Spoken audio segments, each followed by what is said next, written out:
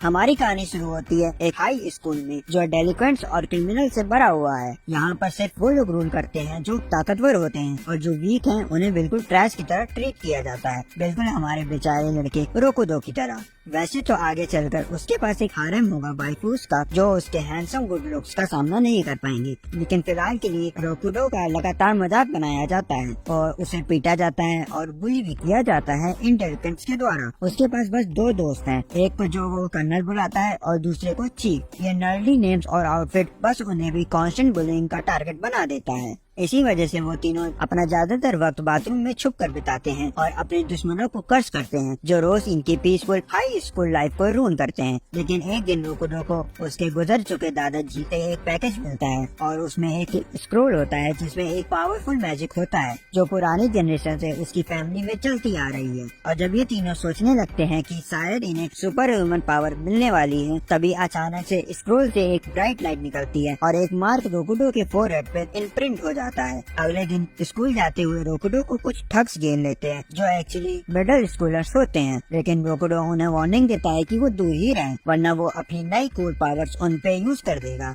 और इसके बाद वो तुरंत मार खाता है। सरप्राइजिंगली एक फीमेल ठग रोकुडो को बचाती है और दूसरों को कहती है कि वो उसे अकेला छोड़ दे। स्कूल में एक बार फिर एनुमा जो रोज उनको बुली करता है रोकुडो को परेशान करने आता है, लेकिन शुभा की जो एनुमा की गर्लफ्रेंड है उस दिन कहती है कि इस बार वो कर्नल और चीफ को टारगेट करे, रोकुडो को नहीं। फिर एक और एम्बैरेसिंग बुलिंग सीजन के बाद ये तीनों बाथरूम में अपने यूजुअल हाइडआउट में वापस आ जाते हैं और एनुमा और उसके कांस्टेंट बुलिंग के बारे में कंप्लेन करते हैं। बातें करते हुए रोकुडो अपने दोस्तों को बताता है कि कुछ लड़कियां उसके साथ अलग तरीके से बिहेव कर रही हैं और वो समझता है कि शायद उस स्टोर से मिलने वाली पावर का असर है। तभी शुभाकी उनके बाथरूम के दरवाजे पर नॉक करती है बिना किसी वजह से। बॉयज वॉशरूम में आती है और रोकुडो से अपने पहले के बिहेवियर के लिए माफी मांगती है और वो शर्म के कारण वहाँ से भाग जाती है। ये सब देखकर और भी ज्यादा सरप्राइज होकर जब ये तीनों घर लौट रहे होते हैं तो वो नोटिस करते हैं कि हर डेलिकेट लड़की जो उनके सामने से गुजर रही होती है वो रोकुडो को घूर रही है। तभी उन्हें समझ आता है कि ये उस स्क्रोल ने रोकुडो को एक पावर दी है जो बुरी लड़कियों को अट्रैक्ट करती है।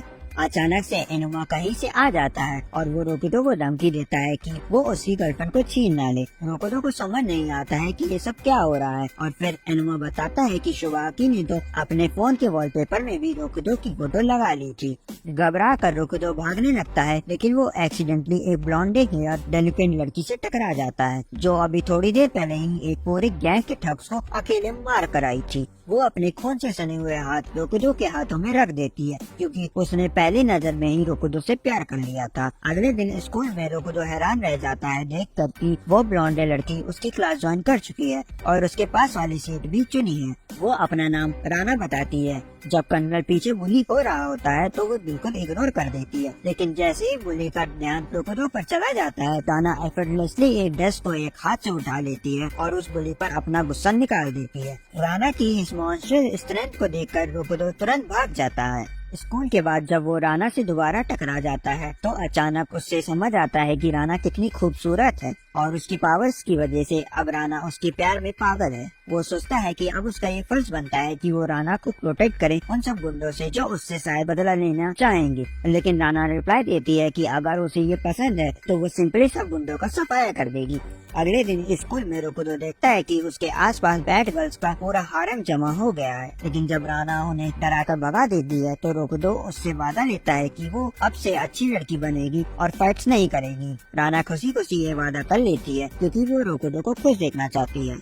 कुछ दिन बाद में रोकुडो राना को क्लास में देखता है जो बुरी तरीके से पिटी हुई और चोट से भरी होती है। रोकुडो को पता चलता है कि कुछ गुंडों ने उस पे हमला किया था ताकि वो उससे रिवेंज ले सके, लेकिन राना को वो रीजन याद भी नहीं था। वो तो सिर्फ उन ठग्स को मजे लेने के लिए पिछले दिन मार रही थी। रोकुडो को गिल्ट महसूस होता है कि उसने राना को फाइट से रोका जो उसके पिटने का कारण बना, लेकिन राना उसे रीअश्योर करती है कि ठग्स ने तो गेमर से भी कम जोर से मारा और उसे कुछ महसूस भी नहीं हुआ। और उसी मोमेंट में रोकुडो को ये एहसास होता है कि एक लड़की जो राना जितनी क्यूट है वो असल में मैनलीनेस का असली प्रतीक है और वो डिसाइड करता है कि उसे भी एक रियल मैन बनना पड़ेगा और अपने बुलिस का सामना करके अपने जिम क्लॉथ्स में चेंज करने के बाद वो एनिमा को फाइट के लिए चैलेंज करता है, लेकिन उसे शायद एक एक्स्ट्रा अंडरवियर भी ले लेना चाहिए था, क्योंकि उसका चेहरा देखकर लगता है कि वो अभी ही घबरा कर कुछ कर देगा। अपने डर के बावजूद रोकुडो अपने इरादों में मजबूत रहता है और एनिमा का एक जोर से पंच खाने के बाद भी पीछे नहीं हटा।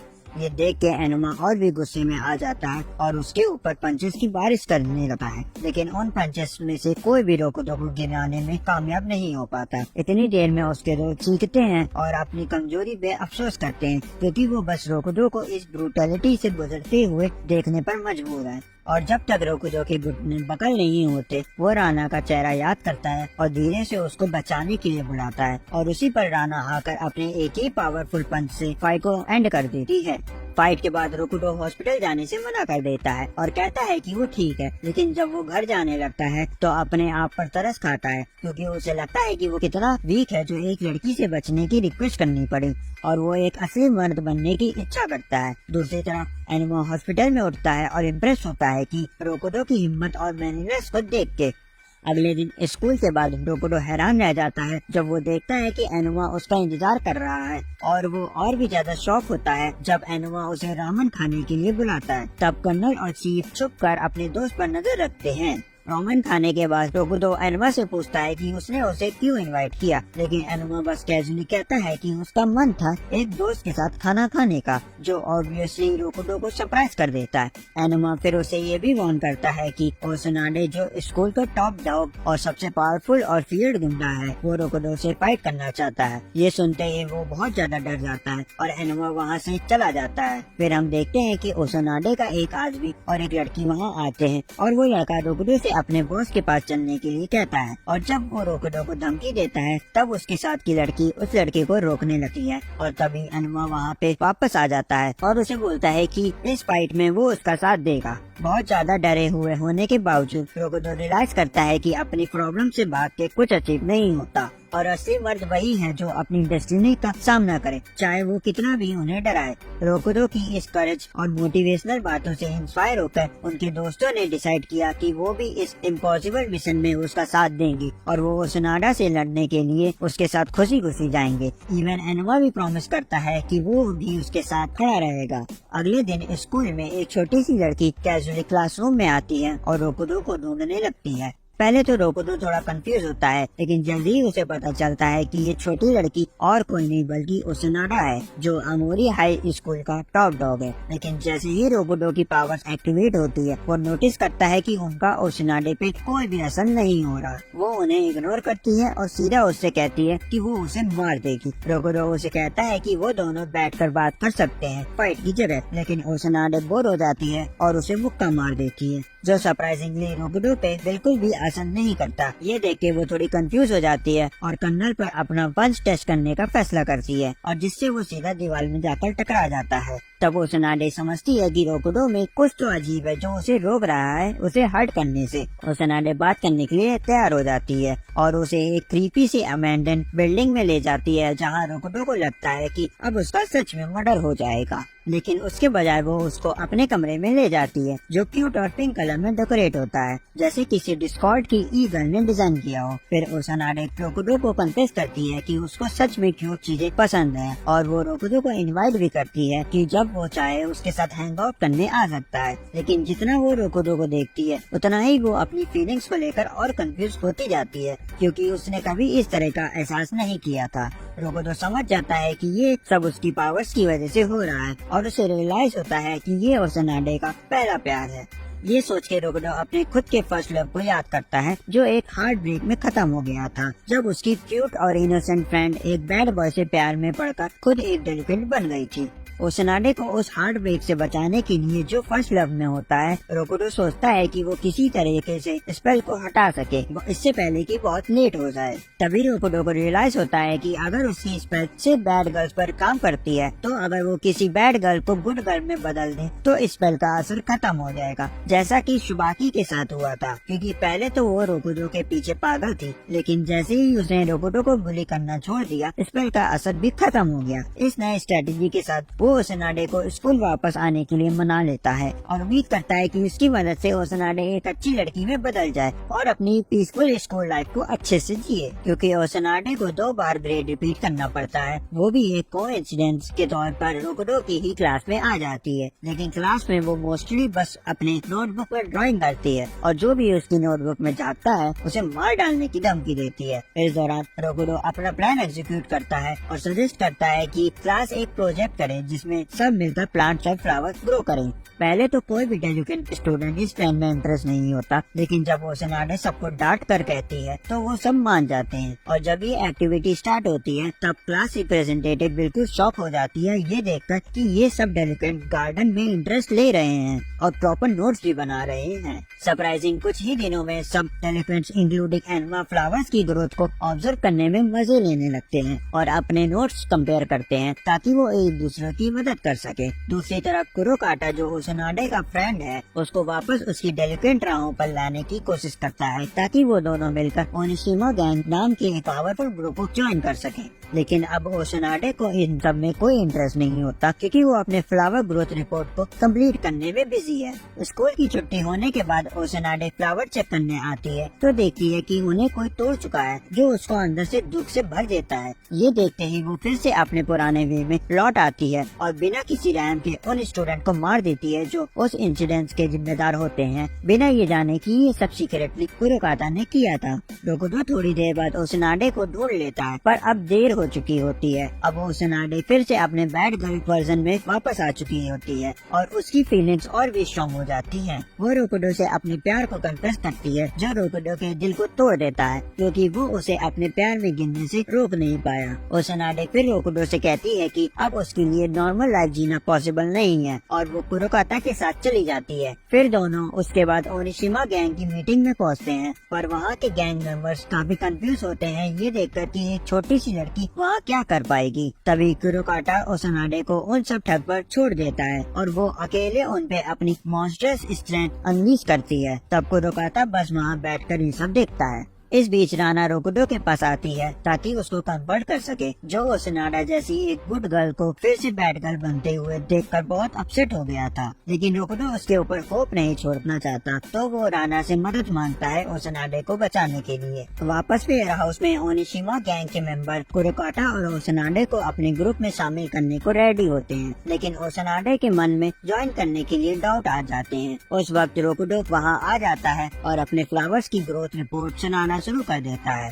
इस दौरान राना बिना किसी प्रॉब्लम के उन सब ठग को रोक देती है जो रोकुडो को चुप कराने की कोशिश करते हैं। लेकिन जब राना दूसरे ठग से लड़ रही होती है तब कुरोकाटा चुपके से उसके पास आ जाता है और रोकुडो को पंच मार देता है। पर रोकुडो पे एक के बाद एक पंच पड़ने के बावजूद वो वहाँ से हिलता नहीं है और अपना रिपोर्ट सुनाता रहता है जो वो तब भी कहता रहता है जब ओसनाडे उसे भागने के लिए कहती है। और अब तो कुरोकाटा भी इम्प्रेस हो जाता है कि रोकुडो ने कितनी बार पंच खाया फिर भी वो हार नहीं मानता। बाहर बारिश धीरे धीरे रुकने लगती है और रोकुडो धीरे से ओसनाडे के पास चलता है। वो अपनी रिपोर्ट ये कहते हुए खत्म करता है कि भले ही वो फूल पूरी तरीके से ब्लूम होने से पहले ही बर्बाद हो गए, लेकिन बड़ी मिस्ट्री ये है कि उन्होंने इतनी वाइल्ड डेलिकेट से घिरे होने के बावजूद ब्लूम कैसे किया और जिस तरह वो फूल ब्लूम कर पाए ओसनाडे भी डेलिकेट के समंदर में ब्लूम कर सकती है क्योंकि वो जानता है कि उसके अंदर एक अच्छी इंसान छुपी हुई है। जब ओनिशिमा गैंग के और भी लोग रीइंफोर्समेंट के साथ वहाँ आते हैं तो एनिमा और उसके दोस्त की मदद से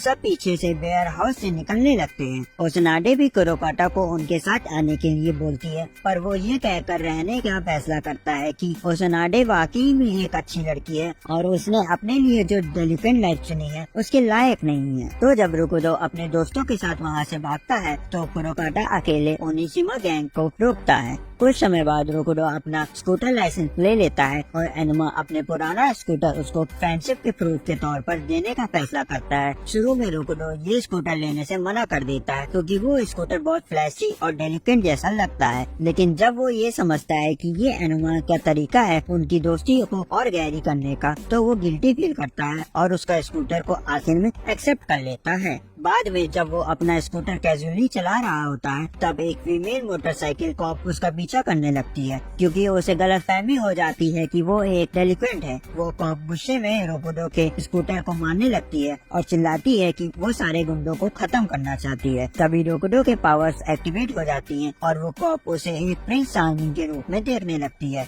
जो उसको उससे बचने का मौका दे देता है। लेकिन अनफॉर्चुनेटली उस प्रोसेस में उसका वॉलेट वहीं गिर जाता है और अगले दिन आजामी एक पड़ोसी स्कूल की प्रॉपर सी लड़की उसका गिरा हुआ वॉलेट वापस देने आती है। लेकिन जब वो रोकड़े के सिंपल चेहरे को देखती है वो उसे प्रिंस चार्मिंग की तरह सोचने लगती है, भले ही वो अभी ये मानती हो कि वो एक रूथलेस डेलिक्वेंट है जिसे वो दिल से नफरत करती है। और फिर जब एनिमा नए तरीके से मॉडिफाइड रोको का स्कूटर लेकर आता है जो अब और भी ज्यादा डेलिक्वेंट लगता है, तो आजामी रोते हुए रोको को डांटने लगती है कि उसने इतनी तेज बाइक चलाने के लिए, और उसे कहती है कि वो उसके साथ चले, मेरा मतलब है उसके साथ राइड करे। उसके बाद वो वहाँ से थोड़ी देर के लिए चली जाती है और वापस अपनी बाइक लेकर आती है। रोबोटो को अपने साथ राइड कराने के लिए मजबूर करती है, जो वो सिर्फ इसलिए मान लेता है क्योंकि उसे गिल्टी फील हो रहा होता है कि उसने एक लड़की को रुलाया है। जब वो वहाँ से जाने लगते हैं तो वो रियलाइज करते हैं कि बाइक आगे बढ़ ही नहीं रही, क्योंकि राना उसे सिर्फ एक हाथ से पकड़ के रोकी हुई है।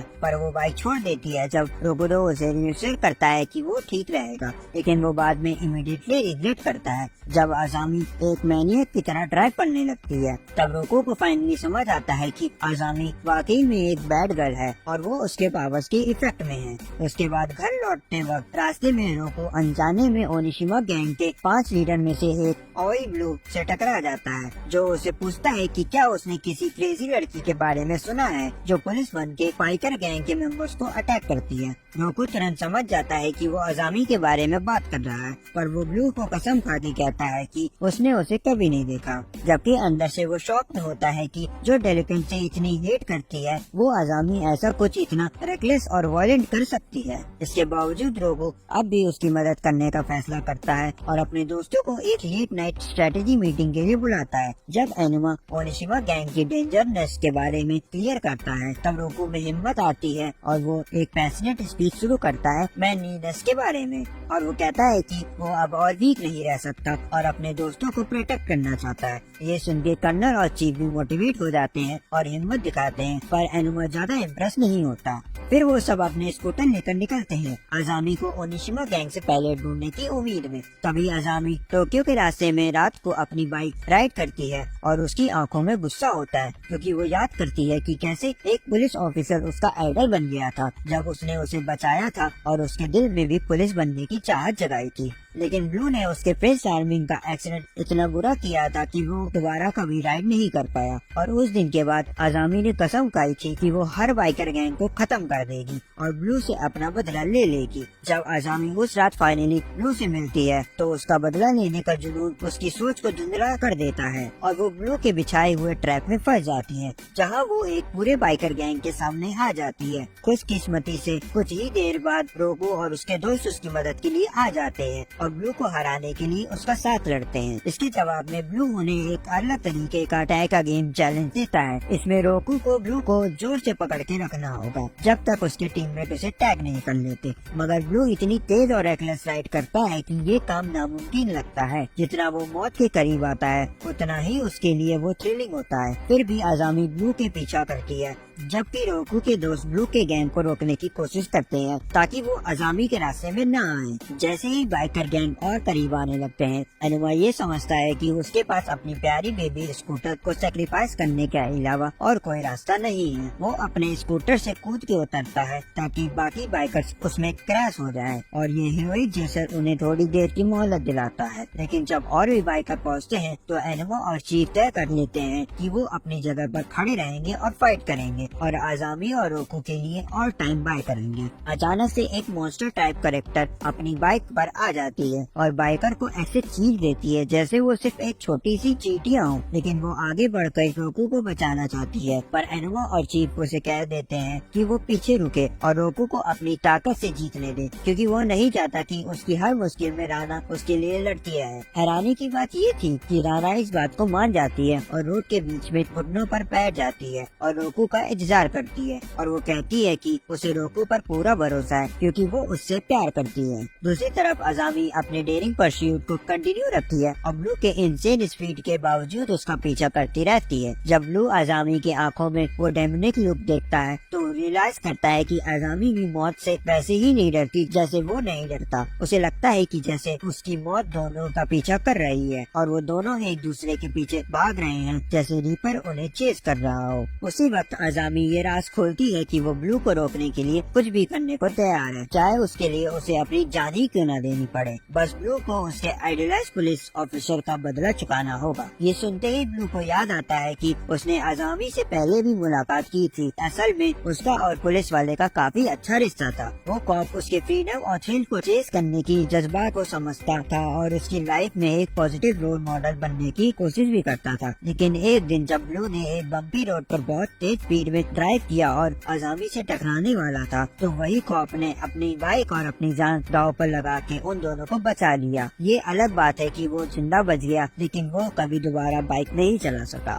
ब्लू अपने ख्यालों में खोया हुआ होता है और जब 80 टन पे पहुंचता है तो वो एक मेनियाक की तरह स्पीड बढ़ा लेता है। जैसे ही वो महसूस करता है कि रोकू का वेट उसकी बाइक से गायब हो गया है वो सोचता है कि उसने रेस जीत ली और रोकू को गिरा दिया। लेकिन वो जल्द ही रियलाइज करता है कि अजामी ने एक्चुअली रोकू को टैग कर दिया है और इस तरह वो दोनों जीत जाते हैं। उस रात जब रोको और उसके दोस्त सेफ वापस आने का जश्न मना रहे होते हैं, ब्लू अपनी गैंग की लीडरशिप अजामी को दे देता है कि उसने पहले वादा किया था कि जो भी उससे रेस में जीतेगा वो नया लीडर बनेगा। लेकिन जाने से पहले अजामी ब्लू से एक सिंपल फेवर मांगती है और अगले दिन अजामी ब्लू को अपने साथ लेकर उस पुलिस ऑफिसर से मिलने जाती है जिसे उन्होंने एक्सीडेंट के बाद से नहीं देखा था। कॉप दोनों को देखकर खुशी से घुल मिल जाता है और जब वो ब्लू के पीछे से गले लगा के पूछता है कि क्या अब भी वो मुसीबत में पड़ता रहता है तो ब्लू टूट जाता है और अपने पुराने गुनाहों के लिए बार बार उससे माफी मांगने लगता है। कुछ वक्त बाद दो रैंडम लड़कियां रोकू के स्कूल आती हैं क्योंकि उन्होंने ये अफवाह सुन रखी होती है कि वहाँ एक हैंडसम बैड बॉय चार्ड लड़का है जिसे देखते ही लड़कियां उस पर फिदा हो जाती हैं। लेकिन जब रोकू एक हैरम ऑफ बैड गर्ल से गिर जाता है जो उसका बैग उठाने के लिए लड़ाई कर रही होती है,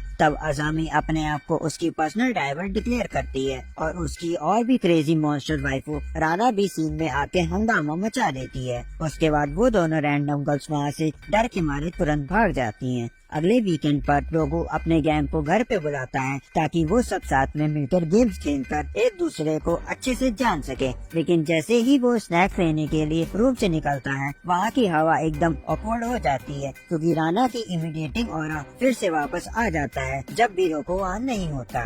लेकिन फियरलेस ओसनाडे को इस बात से कोई फर्क नहीं पड़ता और वो कैजुअली राना से बात करने की कोशिश करती है। राना बस एक शब्द वाले रिप्लाई देती है लेकिन गैंग को ये पता चलता है कि राना को मीट पसंद है और वो स्वीट चीजें बिल्कुल पसंद नहीं करती। लेकिन जैसे ही रोको पुडिंग्स लेके वापस आता है वो तुरंत बोलती है कि पुडिंग्स उसका फेवरेट फूड है, जो बाकी गैंग को समझ में आता है कि वो बस रोको को खुश करने के लिए झूठ बोल रही है।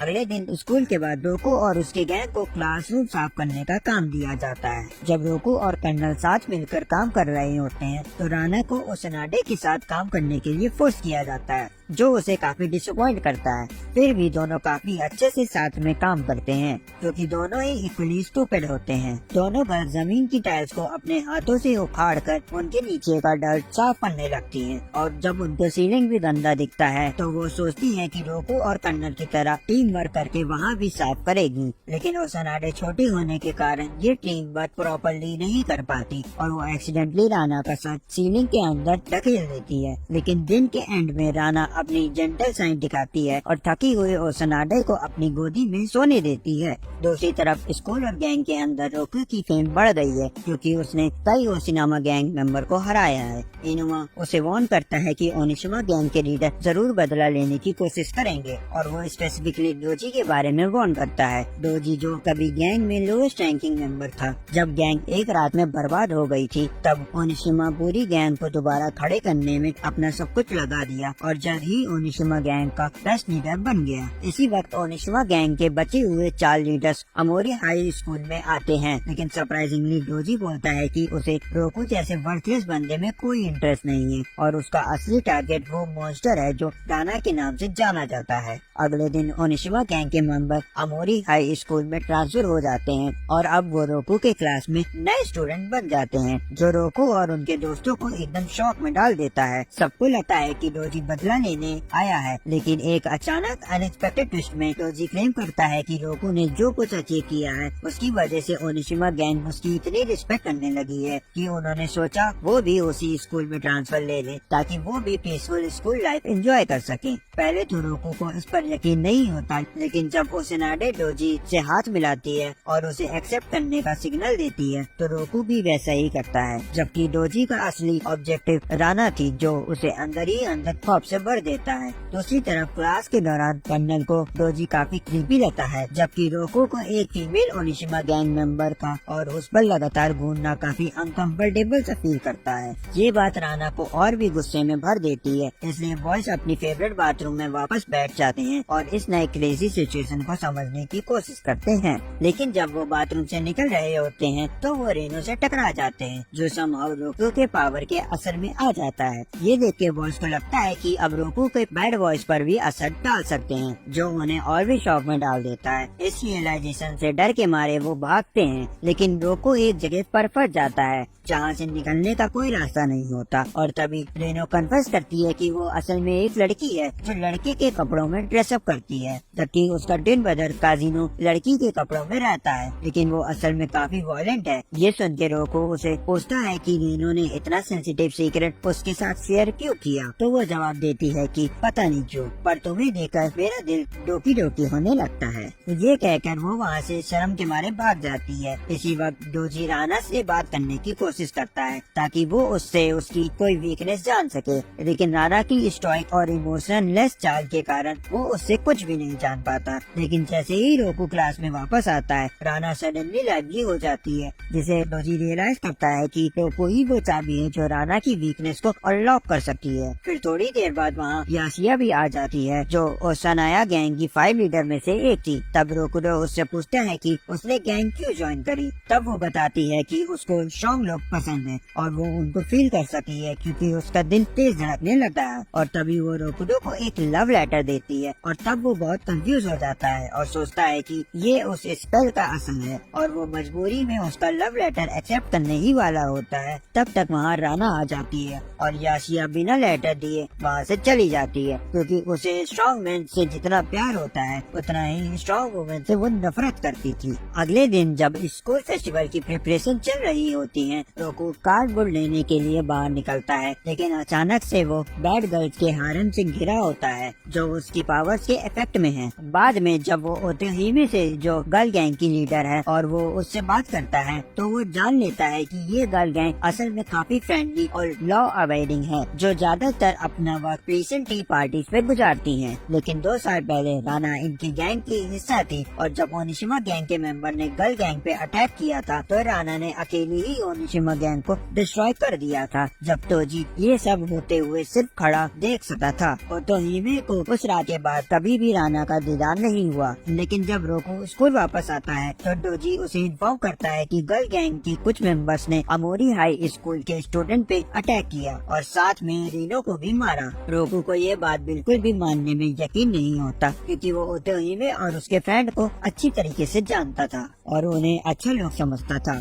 इस वजह से पूरा स्कूल उसके खिलाफ हो जाता है और उसे ट्रेटर कहने लगता है, जो कि डोजी का ही प्लान था। लेकिन थैंकफुली एनुमा उसकी साइड पर रहता है और उसे कहता है कि वो डोजी पर ट्रस्ट नहीं करता, लेकिन रोकू पर करता है और उसके साथ कहीं भी जाएगा, इंक्लूडिंग द बाथरूम, जहाँ वो दोनों डोजी की असली टेंशन जानने की कोशिश करते हैं। वहीं कर्नल और चीफ ये सब देखने के लिए कि रोकू सही है या नहीं, रैंडम डेलिकेंट गर्ल को स्टॉप करते हैं। इस इन डेप्थ रिसर्च की वजह से वो लोग ये डिस्कवर करते हैं कि ये ट्विंस ही हैं जो स्कूल के स्टूडेंट पे अटैक कर रहे हैं और अपने आप को गर्ल गैंग के मेंबर्स के रूप में पोस्ट कर रहे हैं। उसी वक्त डोजी राना को ये कन्विंस करने की कोशिश करता है कि अगर वो रोकू को प्रोटेक्ट करना चाहती है और ये चाहती है कि स्कूल वाले उससे नफरत करना छोड़ दें, तो उसे गर्ल गैंग को डिस्ट्रॉय करना पड़ेगा और ओनिशिमा गैंग को ज्वाइन करना पड़ेगा। पहले तो डोजी के ये शब्द राना को गुस्से से भर देते हैं और वो उसे धमकी देती है कि अगर रोकू को कुछ भी हुआ तो वो उसे जान से मार देगी। पर जब डोजी कहता है कि अगर राना सच में रोकू से प्यार करती है तो उसे उससे दूर रहना चाहिए,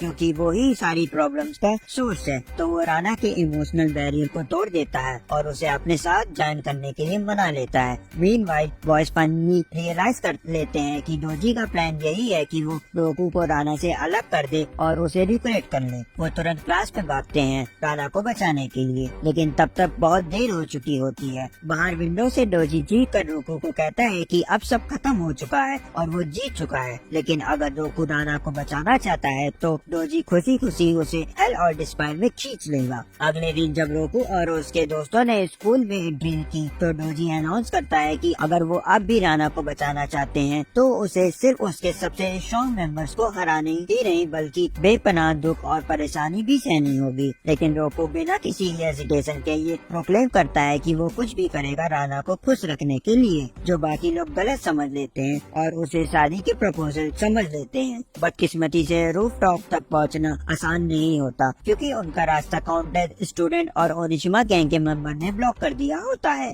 तभी अजामी अपनी मोटरसाइकिल पर आके एंट्री मार देती है और गैंग उस मैनियक के साथ बाइक में लटक जाते हैं, जो उन्हें क्राउड के बीच से सीधा स्कूल के अंदर ले जाती है। लेकिन उसका रास्ता फिर से ब्लॉक हो जाता है होंडो के हाथों से, जो ओनिशिमा गैंग का सबसे पावरफुल मेंबर है, जो अपनी कोर स्ट्रेंथ का डिस्प्ले करते हुए बाइक को एफर्टलेसली रोक देता है। तब ओसनाडे तुरंत उसे डिस्ट्रैक्ट करने के लिए होंडो के ऊपर चढ़ जाती है, जिसकी वजह से बाकी सबको आगे बढ़ने का मौका मिलता है।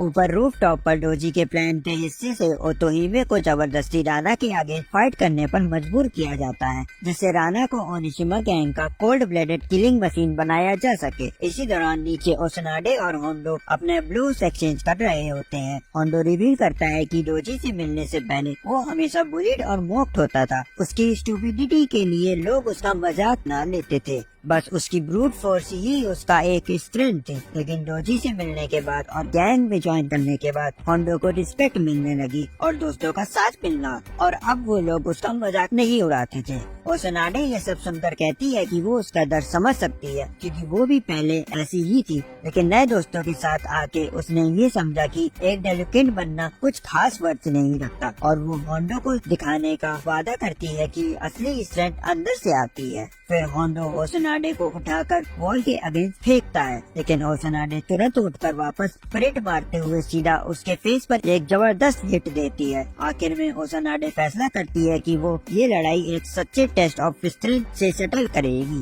वो होंडो को ये चांस देती है कि वो अपनी फुल स्ट्रेंथ से उसका स्टमक पर एक पंच मारे, लेकिन जब वो ये भी उसके बैलेंस को हिला नहीं पाता, ओसनाडे रिटेलिएट करती है और उसके फेस पर एक सॉलिड पंच लगाती है, जिससे होंडो तुरंत नीचे गिर जाता है। जैसे ही वो हार जाता है, ओसनाडे उसके सर पर प्यार से हाथ रखकर उसे प्रॉमिस करती है कि स्ट्रेंथ के अलावा भी जिंदगी में और कुछ है, और होंडो में भी सिर्फ एक ब्रूट फोर्स से ज्यादा पोटेंशियल है। जब लड़के रूफटॉप की तरफ अपना रास्ता बना रहे होते हैं, तभी उनका सामना अकाई से होता है, जो ओनिशिमा गैंग के नंबर 2 पोजीशन में होता है और जो डोजी और याशिया के बाद सबसे पावरफुल बंदा होता है। एनोमा पहले ये सोचता है कि वो खुद अकाई का सामना कर लेगा, लेकिन कुछ ही देर में वो बुरी तरीके से हार जाता है। चीजों को और भी मुश्किल बनाते हुए अकाई कन्नर और चीफ को बुरी तरीके से मारता है और वो चीफ की एक फिंगर को भी तोड़ देता है। अकाई फिर रोकू को बताता है कि डोजी ने उसे स्ट्रिक्ट ऑर्डर दिया है कि वो रोकू को चोट न पहुंचाए, क्योंकि अगर राना को पता चला तो उनकी खैर नहीं।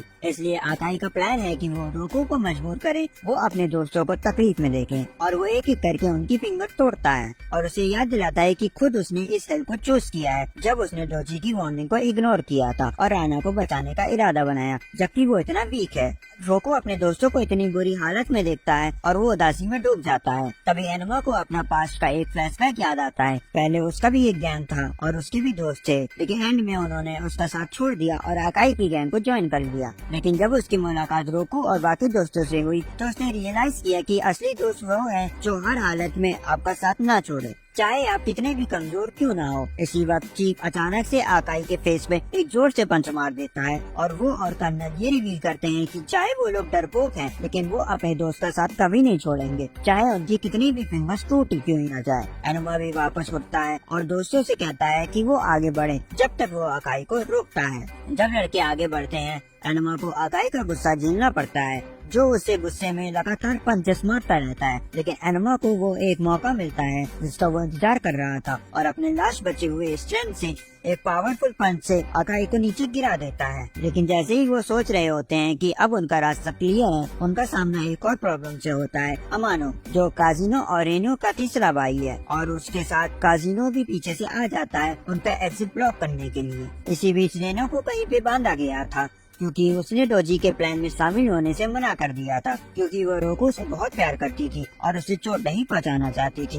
जब अमानो रोकू को बताता है कि उसने रेनो को उसे धोखे के लिए मारा, तब रोकू को समझ में आता है कि रेनो वाकई में एक अच्छी लड़की है और उसने बस अमानो के फोर्स करने पर गैंग जॉइन की थी। इसके जवाब में रोकू गुस्से में अमानो को कहता है कि वो कितना बुरा भाई है जो अपनी बहन को ऐसे सफर कराता है। अमानो इस बात को तारीफ समझ के काजिनो को रोकू से डील करने को कहता है, और जबकि वो कर्नल और चीफ को हैंडल करता है। तभी काजिनो रोकू का हाथ पकड़ के उसे गले पर किस कर देती है, जो सबको शॉक में डाल देता है, इंक्लूडिंग अमानो। लेकिन असली में काजिनो रेनो ही थी जो अपनी ट्विन ब्रदर की हेल्प से खुद को आजाद करवा के रोकू की मदद करने आई थी, और वो रोकू का हमेशा साथ देने के लिए उसका शुक्रिया अदा करती है। और वो कर्नल और चीफ के साथ रुकती है और अमानो का सामना करती है, जबकि रोकू रूफ टॉप की तरफ आगे बढ़ने लगता है। आगे जाने पर रोको एक हॉलवे में कई सारे स्टूडेंट को देखता है और तभी वो एक डार्क रूम में खींच लिया जाता है। वहाँ उसका सामना होता है याशिया से, जो ओनिशिमा गैंग में डोजी के बाद सबसे स्ट्रॉन्गेस्ट मेंबर है। याशिया रिवील करती है कि उसे स्ट्रॉन्ग मर्द पसंद है जो टफ होते हैं, क्योंकि उसे उनको टूटता हुआ देखने में मजा आता है। वक्त जाया किए बिना याशिया रोको को मारना शुरू करती है अपनी खुशी के लिए, और उसकी विल पावर को तोड़ने की कोशिश करती है। फिर वो उसका ध्यान रखती है और जब वो ठीक होता है तो फिर से उसे मारना शुरू करती है, क्योंकि वो अपने प्यार को कंट्रोल नहीं कर पाती। लेकिन जब रोको बिना सोचे समझे अपना हाथ हिलाता है, तभी वो देखता है कि याशिया पीछे हट गई है। उसे समझ में आता है कि याशिया को सिर्फ स्ट्रॉन्ग मर्द पसंद है और उसकी पावर्स की वजह से वो रोको को उसकी असली स्ट्रेंथ से ज्यादा स्ट्रॉन्ग परसीव कर रही है। इसका फायदा उठाते हुए रोको याशिया को इंटिमिडेट करने की कोशिश करता है। तभी अचानक से याशिया गिरने लगती है और खिड़की से बाहर गिरने ही वाली थी कि रोको उसे बचा लेता है। ये देखकर याशिया बिलीव करती है कि रोको इतना पावरफुल है कि उसने अपने एनिमी को बचाने का फैसला किया। याशिया का प्यार रोको के लिए बढ़ता जाता है और उसके लिए वो और भी स्ट्रॉन्ग दिखने लगता है, जब तक कि उसका प्यार उसको पूरी तरीके से काबू कर लेता है और वो बेहोश हो जाती है। याशिया के डिफीट होने के बाद रोको फाइनली रूफ टॉप पर पहुँचता है और वहीं राना को ओटोहिमे पर फाइनल ब्लो करने से रोक लेता है। लेकिन जब रोकू उसे लड़ना बंद करने के लिए कहता है तो वो उसके सामने घुटनों पर बैठ जाती है और मना कर देती है। वो कहती है कि रोकू बहुत अच्छा इंसान है, जबकि वो खुद एक वायलेंट किलिंग मशीन है जो अंदर से बिल्कुल खराब हो चुकी है और उसे सिर्फ तभी खुशी मिलती है जब वो लड़ रही होती है। इसीलिए राना रोकू को कहती है कि ये वही जगह है जहाँ उन्हें अलग हो जाना चाहिए, क्योंकि वो बचाने के लायक नहीं। लेकिन जब वो अपने आंसू गिरते हुए महसूस करती है, रोकू समझ जाता है कि उसके पावर के चलते जितना बुरा राना बनेगी उतना ही उसका प्यार रोकू के लिए बढ़ेगा और ये उसके लिए और दर्द का सबब बनेगा। लेकिन वो अंदर ही अंदर ये जानता है कि राना के अंदर एक बहुत अच्छी लड़की भी छुपी हुई है और वो उसे ये दिखाना चाहता है। तभी राना मना कर देती है, क्योंकि उसे रोकू के अलावा किसी और की भी परवाह नहीं होती, और रोकू के दोस्तों के साथ वक्त गुजारने से भी ये बात नहीं बदली। फिर वो उठती है और डोजी के साथ चली जाती है। रोकू राना को वापस पाने के लिए डोजी को रोकता है और उससे चैलेंज करता है कि वो उसके साथ फाइट करे। अगर रोको जीता तो राना उसके साथ ही रहेगी और डोजी भी मान जाता है। लेकिन राना से अप्रूवल लेने के बाद डोजी आसानी से रोको के सारे अटैक्स को अवॉइड करता है और अपने पावरफुल हिट से रोको को जोर से मारते हुए उसे डोमिनेट करने लगता है। लेकिन जब सब कुछ हार गए होना ऐसा लगता है, तभी रोको के फ्रेंड टाइम पर पहुंच जाते हैं उसकी मदद के लिए। तभी रोको उन्हें कहता है कि वो सब पीछे हट जाएं और उसे अपनी स्ट्रेंथ से लड़ने दे। लेकिन वो कहते हैं कि वो ही उसकी स्ट्रेंथ है, वैसे ही जैसे वो उनकी स्ट्रेंथ रहे हैं उनके अलग अलग फाइट में, और वो ही उनके कभी न हार मानने का मोटिवेशन है। और इस तरह गैंग के सभी मेंबर मिलकर डुएल में डोजी के साथ फाइट करते हैं, जो उनके एक्सपेक्ट किए हुए से बहुत ज्यादा स्ट्रॉन्ग निकलता है। डोजी आसानी से सबको गिरा देता है, लेकिन वो जितनी बार भी गिरते हैं और उतनी बार वापस उठते हैं और फाइट को कंटिन्यू करते हैं। ये देखकर डोजी कंफ्यूज और थोड़ा सा डर भी जाता है, क्योंकि वो समझ नहीं पाता कि ये करेज और डिटर्मिनेशन कहाँ से आ रही है। तभी उसके दिमाग में अपने पास फ्लैश होता है जब वो खुद बहुत ज्यादा बुली होता था। इस वजह से उसने ओनिशिमा गैंग ज्वाइन किया था ताकि पावरफुल लोग उसके आसपास हों और वो कभी भी हर्ट ना हो। लेकिन जब राणा ने अपनी इमेंस स्ट्रेंथ से पूरी गैंग को वाइप आउट कर दिया था तो डोजी उस पर पहली नजर में उससे फिदा हो गया था। उसने सोचा था कि जब तक राणा उसके साथ है वो कभी हर्ट नहीं होगा। लेकिन अब जब वो रोकू को बार बार अपने दोस्तों को उठने के लिए इंस्पायर करते हुए देखता है तो उसे रियलाइज होता है कि रोकू की असली स्ट्रेंथ सिर्फ उसकी करेज में नहीं बल्कि दूसरों में करेज जगाने की उसकी एबिलिटी में भी है। डोजी रोकू के इस ट्रू स्ट्रेंथ से डरने लगता है। तभी राणा उन सबके बीच में आ जाती है और रोकू से कहती है कि वो अंदर से बिल्कुल खराब है और उसे किसी की परवाह नहीं है सिर्फ रोकू के अलावा। वो ये भी मान लेती है कि उसे रोकू के दोस्तों के नाम भी याद नहीं है। लेकिन चाहे वो रोकू की इस बात से डिसएग्री करती हो, जो ये कहता है कि उसमें कुछ अच्छा भी है और वो ये फील करती है कि वो रोकू के साथ रह के वो अच्छी बन सकती है और प्रॉमिस करती है कि वो हमेशा उसके साथ रहेगी। फाइट के कुछ दिन बाद रेनो और काजिनो अपनी असली आइडेंटिटी के साथ स्कूल अटेंड करने लगते हैं और डोजी ओनिशिमा गैंग को दोबारा से रिबिल्ड करने का काम शुरू कर लेता है। लेकिन फाइट के अगले दिन स्कूल फेस्टिवल पूरी तरीके से नॉर्मल वे में आगे बढ़ता है और रोकू और उसके क्लास के फ्रेंड्स एक क्लिप परफॉर्म करते हैं। सरप्राइजिंगली राना अपने सारी लाइंस भूल जाती है लेकिन अपने नए फ्रेंड के नाम याद रखकर उन सबको एक एक करके बुलाती है और सबका उनकी हेल्प के लिए शुक्रिया अदा करती है।